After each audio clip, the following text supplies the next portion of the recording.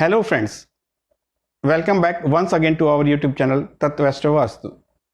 This channel gives you insights about astrology, numerology and Vastu Shastra. I am your host Vipin Rai Mehendiratta. रत्ता. कालपुरुष कुंडली श्रृंखला की इस video में हम ज्योतिष के भावों के कारकत्व और उनका दिशाओं के साथ संबंध को समझने का प्रयास करेंगे. So let's begin with today's topic.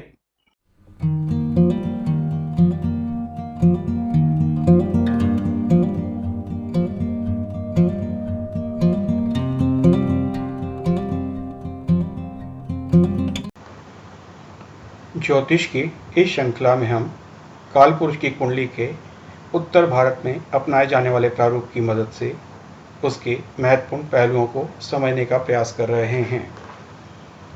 इस प्रयास में हम अब तक श्रृंखला की पहली कड़ी में कालपुरुष की कुंडली के उत्तर भारतीय और दक्षिण भारतीय प्रारूप, कुंडली के 12 भावों से संबंधित शारीरिक अंग, भावों का पारिवारिक संबंध और कुंडली के 12 भावों के स्वामित्व के बारे में जान चुके हैं. इस श्रृंखला की आज की कड़ी में हम कालपुरुष की कुंडली के भावों से जातक को उसके जीवन में प्रभावित करने वाले कारक तत्वों के साथ ही भावों का दिशाओं के साथ संबंध के बारे में जानेंगे.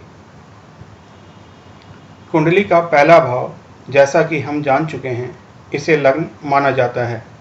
इसका संबंध स्वयं जातक के साथ जोड़कर देखा जाता है. इस भाव से जातक की शारीरिक संरचना के बारे में जान सकते हैं, यानी जातक के व्यक्तित्व का अंदाजा कुंडली के पहले भाव से लगाया जा सकता है. इसके साथ ही कुंडली के पहले भाव से जातक की मानसिक स्थिति और व्यवहार के बारे में भी जाना जा सकता है. यानी कालपुरुष की कुंडली के पहले भाव, उसमें स्थित ग्रहों और कुंडली में लग्नेश की स्थिति से जातक के संपूर्ण व्यक्तित्व के बारे में जानकारी मिलती है. कुंडली के दूसरे भाव का संबंध जातक के परिवार, उसकी आर्थिक स्थिति और उसके सामान्य बोलचाल के तरीके से माना गया है. यानी दूसरे भाव से हमें जातक की पारिवारिक और आर्थिक स्थिति के साथ ही उसके सामान्य बोलचाल के तरीके के बारे में जानकारी मिलती है. इस भाव में स्थित ग्रहों और उसके स्वामी यानी धनेश की कुंडली में स्थिति से हम दूसरे भाव से मिलने वाले फलों के बारे में जान सकते हैं.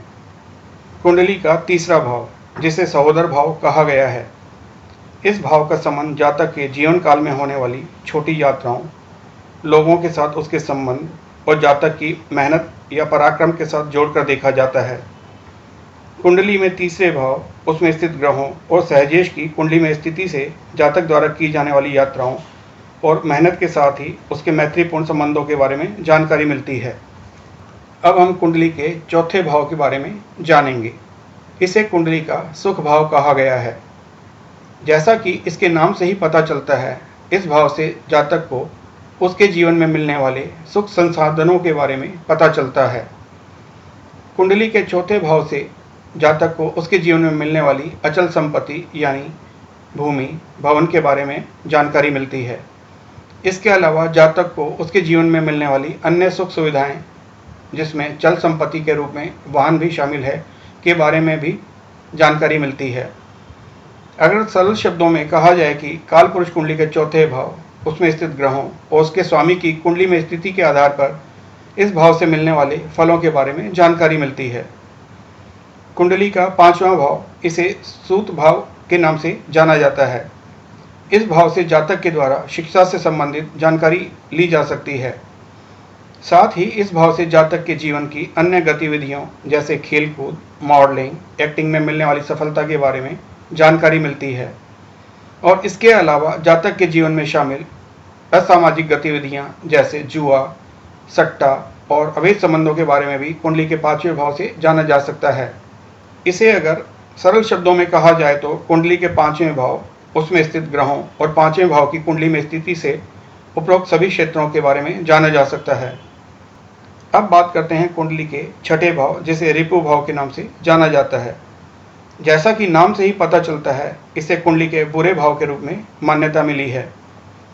इस भाव का संबंध जातक के जीवन में होने वाले रोग, घटने वाली दुर्घटनाओं, शत्रुपूर्ण संबंधों और उसके द्वारा लिए जाने वाले ऋणों और मुकदमेबाजी के साथ माना गया है. यानी कालपुरुष की कुंडली के छठे भाव, उसमें स्थित ग्रहों और इस भाव के स्वामी की कुंडली में स्थिति से इस भाव के बारे में स्पष्ट रूप से जानकारी मिलती है। इसे कुंडली का त्रिक भाव भी कहा गया है। हम इस बारे में इस श्रृंखला में आगे आने वाली वीडियोस में जानने का प्रयास करेंगे। अब हम कुंडली के एक बहुत ही महत्वपूर्ण भाव, जिसे जाया भाव के नाम से जाना जाता है, के बारे में जानेंगे। इस भाव के लग्न से 7वें स्थान पर होने के साथ ही जातक के जीवन साथी के साथ इसका संबंध इस भाव को महत्वपूर्ण बनाता है। ऐसा माना जाता है कि किसी भी जातक के जीवन में सही समय पर सही जीवन साथी का मिलना उस जातक विशेष के लिए शुभ संकेत माना जा सकता है। इस बात को दूसरे शब्दों में कहा जाए तो गृहस्थ जीवन रूपी गाड़ी को सफलतापूर्वक चलाने के लिए 2 पहियों की आवश्यकता होती है।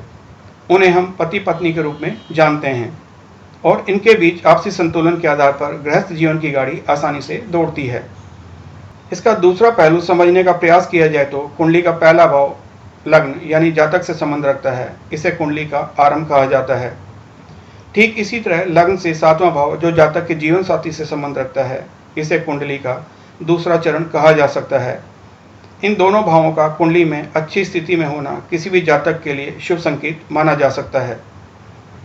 कुंडली का 7वां भाव हमें जातक और उसके जीवन साथी के बीच आपसी तालमेल के बारे में जानकारी देता है। कुंडली के 7वें भाव, उसमें स्थित ग्रहों और इस भाव के स्वामी की कुंडली में स्थिति से हमें इस भाव से मिलने वाले फलों को जानने में सहायता मिलती है। कुंडली का 8वां भाव, इसे मृत्यु भाव कहा गया है। इस भाव से जातक की बेचैनी और उससे उत्पन्न अवसाद के कारणों के साथ ही उसके जीवन में आने वाली बाधाओं और जातक की मृत्यु के कारणों को जानने में मदद मिलती है। साथ ही इस भाव से जातक का गुप्त विषयों जैसे ज्योतिष, अंकशास्त्र और तंत्र विद्या की तरफ झुकाव के बारे में जानने में मदद मिलती है। यानी काल पुरुष की कुंडली का 8वां भाव, उसमें स्थित ग्रहों और उसके स्वामी की कुंडली में स्थिति इस भाव से संबंधित फलों की जानकारी में सहायक सिद्ध होते हैं। कुंडली का 9वां भाव, इस भाव को भी कुंडली में बहुत महत्वपूर्ण स्थान मिला है। इसे भाग्य स्थान माना गया है। इतना तो हम सभी जानते हैं कि किसी व्यक्ति की सफलता या असफलता में भाग्य को एक महत्वपूर्ण कारक माना गया है। इस भाव से जातक को उसके जीवन काल में होने वाली लंबी यात्राओं, जिसमें विदेशी यात्राएं भी शामिल हैं, के अलावा उसके धार्मिक स्वभाव के बारे में भी जानकारी मिलती है।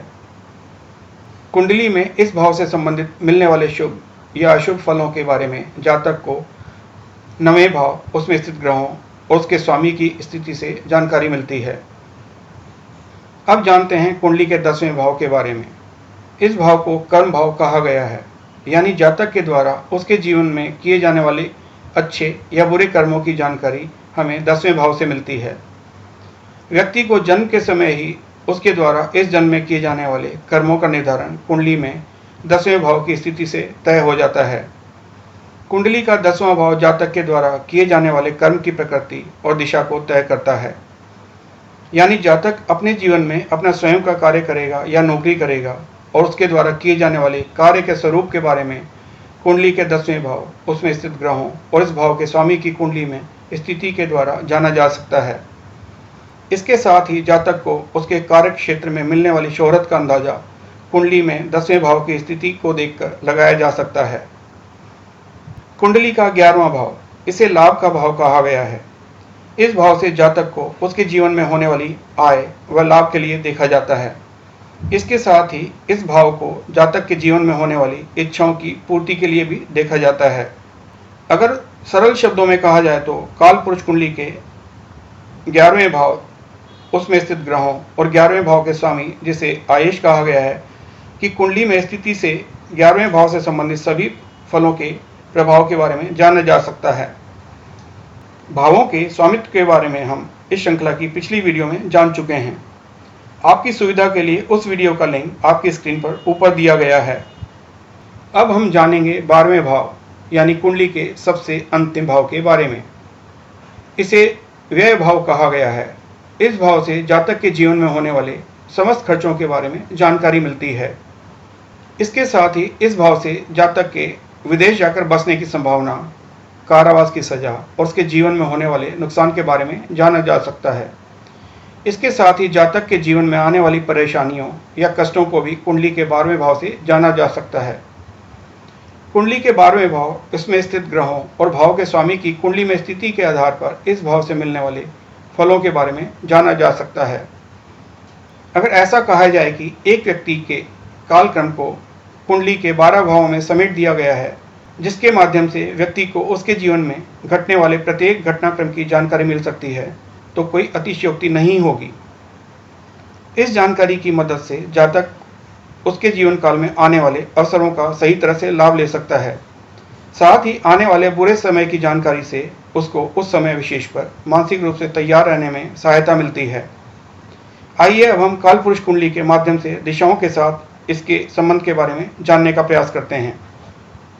स्क्रीन पर दिखाई गई इमेज के माध्यम से आपको इसके बारे में जानकारी देने का प्रयास किया गया है। इस इमेज में कुंडली का पहला भाव, जिसे लग्न कहा गया है, इस भाव का संबंध पूर्व दिशा से जोड़कर देखा जाता है। यानी पूर्व दिशा से उदय होने वाली पहली राशि से हमारे लग्न का निर्धारण होता है। इसके साथ ही घड़ी द्वारा समय बताने के क्रम में कुंडली के 10वें भाव का संबंध दक्षिण दिशा से माना गया है। इसी क्रम में आगे बढ़ने पर कुंडली के 7वें भाव का संबंध पश्चिम दिशा के साथ जोड़कर देखा जाता है। आगे बढ़ने पर कुंडली के 4थे भाव का संबंध उत्तर दिशा के साथ जोड़कर देखा जाता है।